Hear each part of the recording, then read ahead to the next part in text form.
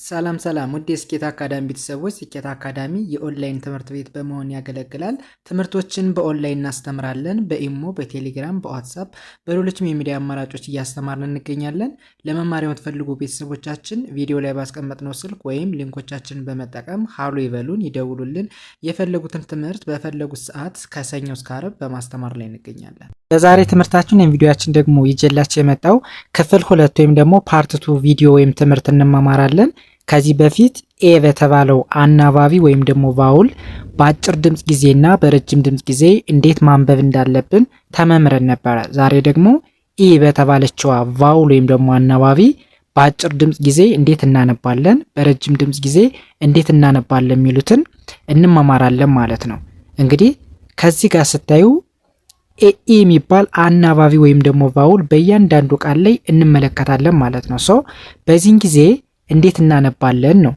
ከዚህ ጋር ደግሞ በረጅም ድምጽ ጊዜ ኢን በረጅም ድምጽ ጊዜ ምን ብለን እንጠራለን፣ ምን ብለን እናነባለን የሚለውን ግልጽ በሆነ መንገድ እንማማራለን። ከእናንተ የሚጠበቀው ትምህርቱን እስከ መጨረሻው ድረስ ለመከታተል ሞክሩ። ጀምራችሁ አታቋርጡት። ወደ ትምህርቱ እንሄድ።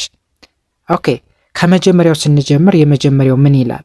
አሁን እንደነገርኳችሁ አናባቢዋ ኢ ነች፣ ተነባቢው አር ነው። ስለዚህ አርኢን ምን ብለን እናነባለን በአጭር ድምጽ ጊዜ ካልነን ኤ የሚል ድምጽ ነው ያላት። በምን በአጭር ድምጽ ጊዜ ማለት ነው። ኤ የሚል ድምጽ አላት። ስለዚህ አርኢን ምን ብለን እናነባለን ማለት ነው? ሬ ብለን እናነባለን። ሬ። አሁን አርን እንድንጠራ የሚያስገድደን ኢ የተባለው አናባቢ ነው ማለት ነው። ኤ ተብሎ ከተነበበ አርኢን ሬ ብለን እናነባለን፣ ወይም ደግሞ ሬ የሚል ድምጽ አለው ማለት ነው። ድ የሚል ድምጽ አለው። ስለዚህ በቀላሉ ምን ብለን አነበብ ነው? ምን ተብሎ ይነበባል?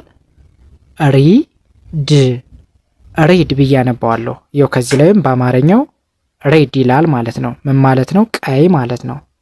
ኦኬ፣ ወደዚህኛው ስንሄድ በተመሳሳይ ቢኢን ቤ ብለን እናነባለን፣ ወይም ደግሞ ቤ የሚል ድምጽ አለው። ኦኬ፣ ዲን እንደ ድ እናነባለን። በአንድ ላይ ሲነበብ ቤድ ተብሎ ይነበባል። ቤድ ማለት ምን ማለት ነው? አልጋ ማለት ነው በአማርኛው። ኦኬ፣ ከዛ ወደዚህኛው ስንሄድ ፒኢን በተመሳሳይ ምን ብለን እናነባለን? በ የሚል ድምጽ አለው። ኦኬ፣ ኤን ን የሚል ድምጽ አለው። ስለዚህ በአንድ ላይ ፔን ብዬ ማንበብ ቻልኩ ማለት ነው። በእያንዳንዱ ላይ ኤ የሚል ድምጽ ነው የሚኖረው። ኦኬ፣ ከዛ ወደዚህኛው ስንሄድ ኤምኢን እንደ ሜ ያነባለሁ፣ ወይም ደግሞ ሜ የሚል ድምጽ አለው። ሜ ብዬ አነባለሁ። ኤንን ን ብዬ አነባለሁ። በአንድ ላይ ሜን ተብሎ ይነበባል። ሜን ማለት ወንድ ማለት ነው። ኦኬ፣ ከዛ ወደዚህኛው ስንሄድ በተመሳሳይ ኤልኢን እንደ ሌ ነው ማነበው፣ ምክንያቱም ኤ የሚል ድምጽ አለው ስላለን ኤልኢን ሌ ብዬ አነባለሁ። ኤፍን እንደ ፍ፣ ቲን እንደ ት፣ በአንድ ላይ ሌፍት ማለት ግራ ማለት ነው። ኦኬ፣ እነዚህን በዚህን አይነት መንገድ ካየን ወደዚህኛው ወደ ረጅም ድምጽ ስንሄድ በረጅም ድምጽ ጊዜ ደግሞ ኢን ኢ ብለን ነው የምናነባት። ከዚህ ጋር ኢን ኤ ብለን ነበር የጠራናት በአጭር ድምጽ ጊዜ ማለት ነው። በረጅም ድምጽ ጊዜ ግን ኢን ኢ ብለን ነው የምናነባት። ስለዚህ በእያንዳንዱ ቃል ላይ በረጅም ድምጽ ጊዜ ኢ ብለን ስለምናነብ ኢ የሚል ድምጽ ነው ያለው በእያንዳንዱ ላይ ማለት ነው። እንጀምር። አሁን ከዚህ ጋር ኤም ተነባቢ ነች፣ ኢ አናባቢ ነው።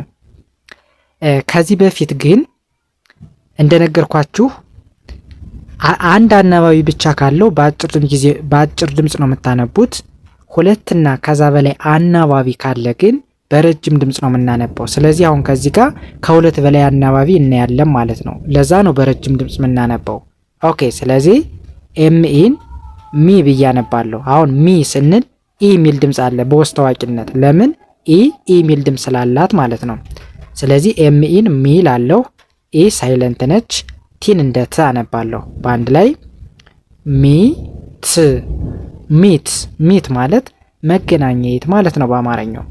ኦኬ፣ ወደ ሁለተኛው ስንሄድ በተመሳሳይ አርኢን ሪ ብዬ አነባለሁ፣ ወይም ደግሞ ሪ የሚል ድምጽ አለው። ኤ ሳይለንት ነች ወይም ደግሞ አትነበብም። ዲን እንደ ድ አነባለሁ። ባለ ሳነበው ሪድ ሪድ ማለት ማንበብ ማለት ነው።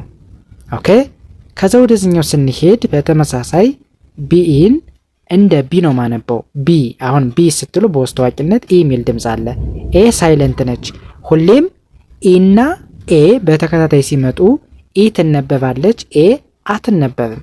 ስለዚህ ኤን እናልፍና ዲን እንደ ድ አነባለሁ። በአንድ ላይ ቢድ ቢድ ማለት ዶቃ ማለት ነው።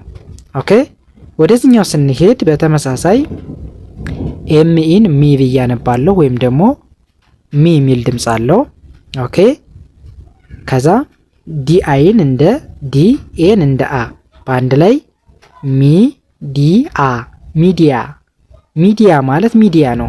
ወይም ደግሞ እነዚህ የተለያዩ ማህበራዊ የሆኑ ድረገጾች የተለያየ መልእክት የሚተላለፍባቸው እንደማለት ነው። ወደዚህኛው ስንሄድ ኤምኢን እንደ ሚ ኤ ሳይለንት ነች፣ ኤንን እንደ ን በአንድ ላይ ሚን ማለት እንደማለት ነው። ወይም ደግሞ የሆነ ትርጉሙን ስንገልጽ ሚን እንላለን። ወደ መጨረሻው ስንሄድ ኤል አይን እንደ ሊ ቪኢን እንደ ቭ በአንድ ላይ ሊቭ ማለት መኖር ማለት ነው። ኦኬ እንግዲህ የዛሬ ትምህርታችን የቪዲዮአችን ይህንን ይመስላል። ቀጣይ ደግሞ ኤ ከዚህ ቀጥሎ በሚገኘው አይ ብለን በምንጠራው ቫውል ወይም ደግሞ አናባቢ እንማማራለን። የዛሬ ትምህርታችን ከዚህ ጋር እናቆማለን። ቀጣይ በሌላ ትምህርት እንገናኝ። በያላችሁበት ሰናይ ጊዜ ተመኘው። ባይ ባይ።